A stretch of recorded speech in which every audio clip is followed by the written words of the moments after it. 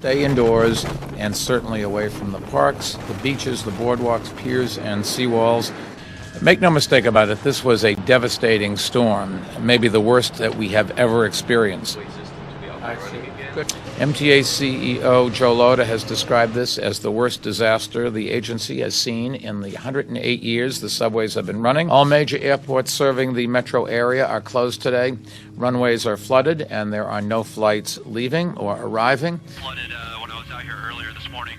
Well, for all of us down in the lower New York area, Hurricane Sandy was unlike any other storm that we've ever faced. Stores were shut, they couldn't buy food. Gasoline stations were shut, they couldn't buy gas. Homes were flooded, people were carting personal belongings, furniture, TVs, putting them out on the sidewalk waiting for the sanitation department to pick up. People couldn't get to work, schools were closed.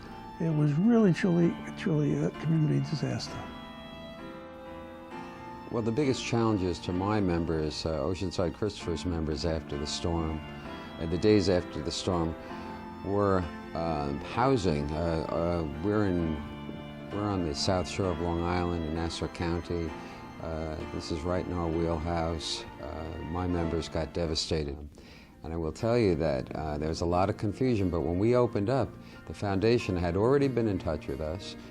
The foundation had already told us how to apply for a grant, and we were opening up with grants, applications with our members, which was incredibly important symbolically. It wasn't how much the grant was, it was just that the process has started already at our credit union, and the foundation was a big part of that.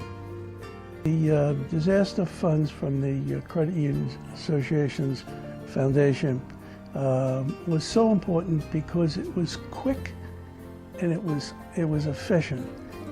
People were waiting for FEMA funds. People were waiting for insurance company funds. People were waiting for flood insurance coverage funds. Many of them were in flood zones. Just that somebody was there for them. Just that. It reflected so well on our credit union, the foundation, the job they did, being in the area before FEMA, before the insurance companies were there. The foundation was there, and that'll never be forgotten by the members of Oceanside Christopher. Thank you so much for your contributions.